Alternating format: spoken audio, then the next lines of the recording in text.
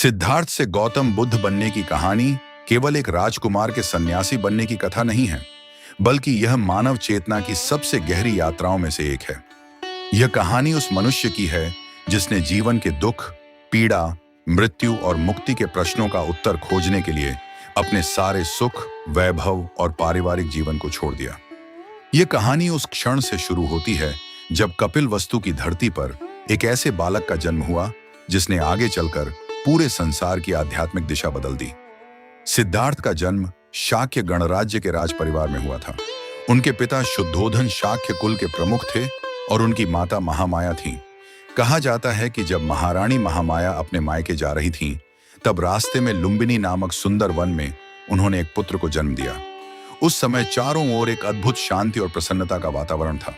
महल में खुशियां छा गईं क्योंकि राजघराने को उत्तराधिकारी मिल गया था। बालक का नाम सिद्धार्थ रखा गया, जिसका अर्थ होता है वह जिसने अपने लक्ष्य को प्राप्त कर लिया हो। जन्म के कुछ समय बाद कई विद्वान, ज्योतिषियों और आर्षियों को बुलाया गया ताकि वे इस बालक के भविष्य के बारे में बता सकें। उनमें से एक महान तपस्वी असित आर्षि भी थे। जब उन्होंने बालक को देखा तो उनकी आंखों में आंसू आ गए। लोगों ने आश्चर्य से पूछा कि क्या बालक के भविष्य में कोई दुख है। असित ने कहा कि यह बालक या तो महान चक्रवर्ती सम्राट बनेगा या फिर संसार का महानतम सन्यासी और आध्यात्मिक गुरु बनेगा। आंसू इसलिए आए क्योंकि वे जानते थे कि जब यह बालक अपने ज्ञान का प्रकाश फैलाएगा तब तक वे जीवित नहीं रहेंगे। राजा शुद्धोधन को यह भविष्यवाणी सुनकर चिंता होने लगी। वे चाहते थे कि उनका पुत्र एक शक्तिशाली राजा बने, इसलिए उन्होंने यह निश्चय किया कि सिद्धार्थ को जीवन के किसी भी दुख या कठिनाई का अनुभव नहीं होने देंगे। महल के अंदर उनके लिए एक ऐसा संसार बनाया गया जहां केवल सुख, आनंद और सुंदरता ही मौजूद थी। सिद्धार्थ का बचपन अत्यंत आराम और ऐश्वर्य में बीता। उनके लिए भव्य महल बनाए गए थे। अलग अलग मौसमों के लिए अलग अलग भवन थे। महल के बगीचे फूलों से भरे रहते थे। संगीत और नृत्य का आयोजन होता रहता था। उन्हें श्रेष्ठ शिक्षा दी गई। युद्ध कला, धनुर्विद्या, घुड़सवारी, साहित्य, दर्शन और राजनीति सब कुछ सिखाया गया। लेकिन बचपन से ही सिद्धार्थ का स्वभाव अन्य राजकुमारों से अलग था। वे शांत, संवेदनशील और विचारशील थे। वे अक्सर अकेले बैठकर प्रकृति को देखते रहते थे। जब वे खेतों में किसानों को काम करते देखते तो उनके मन में करुणा जाग उठती। एक बार उन्होंने देखा कि एक पक्षी ने एक कीड़े को पकड़ लिया है और वे उस दृश्य को देखकर बहुत देर तक सोचते रहे कि जीवन में एक प्राणी दूसरे को क्यों खाता है। समय बीतता गया और सिद्धार्थ युवा होने लगे। राजा को डर था कि कहीं वे सन्यास का मार्ग न चुन लें, इसलिए उन्होंने उनका विवाह बहुत कम उम्र में ही यशोधरा नाम की सुंदर और बुद्धिमान राजकुमारी से कर दिया। विवाह के बाद भी सिद्धार्थ के जीवन में किसी चीज की कमी नहीं थी। महल में नृत्य, संगीत, उत्सव और सुख सुविधाओं की कोई कमी नहीं थी। कुछ वर्षों बाद उनके यहाँ एक पुत्र का जन्म हुआ जिसका नाम राहुल रखा गया। बाहरी दृष्टि से देखें तो सिद्धार्थ का जीवन पूर्ण था।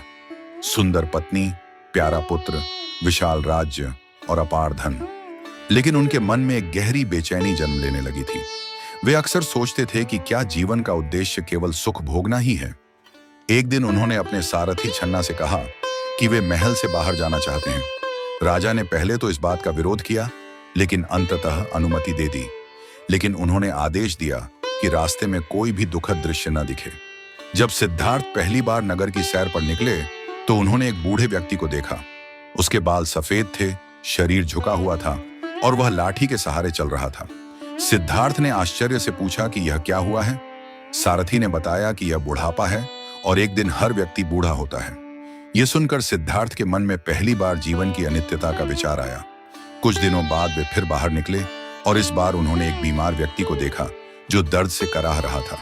उन्होंने पूछा कि यह क्या है। सारथी ने बताया कि यह बीमारी है और हर व्यक्ति कभी न कभी बीमार पड़ सकता है। तीसरी बार उन्होंने एक शव यात्रा देखी। लोग रोते हुए एक मृत व्यक्ति को ले जा रहे थे। सिद्धार्थ ने पूछा कि यह क्या है। सारथी ने बताया कि यह मृत्यु है और यह हर जीवित प्राणी का अंतिम सत्य है। इन तीन दृश्यों ने सिद्धार्थ के मन को गहराई से हिला दिया। उन्हें महसूस हुआ कि महल का सुख स्थायी नहीं है। फिर चौथी बार उन्होंने एक सन्यासी को देखा। वह साधारण वस्त्र पहने हुए था, लेकिन उसके चेहरे पर गहरी शांति थी। सिद्धार्थ ने पूछा कि यह कौन है।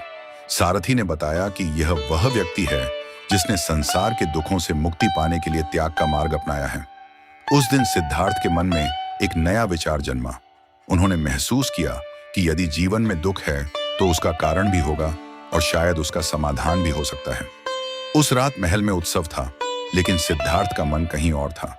उन्होंने अपने सोते हुए पुत्र राहुल और पत्नी यशोधरा को देखा। उनके मन में प्रेम भी था और करुणा भी, लेकिन उन्हें महसूस हुआ कि यदि वे सत्य की खोज नहीं करेंगे तो जीवन का वास्तविक उद्देश्य अधूरा रह जाएगा। आधी रात को उन्होंने एक बड़ा निर्णय लिया। उन्होंने अपने आभूषण उतार दिए, घोड़े पर सवार हुए और सारथी छन्ना के साथ महल छोड़ दिया। यह घटना इतिहास में महाभिनिष्क्रमण के नाम से जानी जाती है। महल से दूर जाकर उन्होंने अपने केश काट दिए और राजसी वस्त्र उतारकर साधु का वेश धारण कर लिया। इसके साथ ही राजकुमार सिद्धार्थ का जीवन समाप्त हुआ और एक साधक की यात्रा शुरू हुई। इसके बाद उन्होंने कई वर्षों तक सत्य की खोज की। वे अलग अलग गुरुओं के पास गए, ध्यान और तपस्या की। उन्होंने कठोर साधनाएं की। कभी कभी वे इतने कम भोजन करते कि उनका शरीर केवल हड्डियों का ढांचा बन जाता। 6 वर्षों तक उन्होंने अत्यंत कठोर तपस्या की, लेकिन अंत में उन्हें एहसास हुआ कि अत्यधिक कष्ट भी ज्ञान की ओर नहीं ले जाता। तब उन्होंने एक नया मार्ग चुना, जिसे बाद में मध्यम मार्ग कहा गया। न अत्यधिक भोग, न अत्यधिक तपस्या। एक दिन वे बोध गया पहुंचे और एक पीपल के वृक्ष के नीचे बैठ गए। उन्होंने निश्चय किया कि जब तक उन्हें सत्य का ज्ञान नहीं होगा, तब तक वे वहां से उठेंगे नहीं। कई दिनों तक गहरे ध्यान में रहने के बाद एक रात उनके भीतर गहरी जागृति हुई। उन्होंने जीवन, दुख और मुक्ति का रहस्य समझ लिया। उसी क्षण सिद्धार्थ बुद्ध बन गए, अर्थात जागृत व्यक्ति।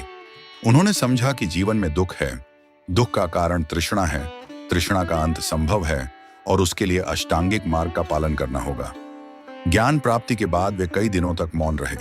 फिर उन्होंने निर्णय लिया कि वे इस ज्ञान को संसार के साथ साझा करेंगे। उन्होंने अपने पहले 5 साथियों को सारनाथ में उपदेश दिया। यह घटना धर्म चक्र प्रवर्तन कहलाती है। इसके बाद बुद्ध ने लगभग 45 वर्षों तक पूरे उत्तर भारत में घूमकर लोगों को करुणा, अहिंसा और जागरूकता का मार्ग सिखाया। राजा से लेकर साधारण किसान तक हर कोई उनके उपदेश सुनने आता था। धीरे धीरे उनका संघ बन गया, जिसमें भिक्षु और भिक्षुणियां शामिल थे। उनकी शिक्षा का मूल संदेश था, अपने भीतर जागो, करुणा रखो और सचेत जीवन जियो। अंततः 80 वर्ष की आयु में कुशीनगर में उन्होंने महापरिनिर्वाण प्राप्त किया, लेकिन उनकी शिक्षा और उनका संदेश आज भी जीवित है।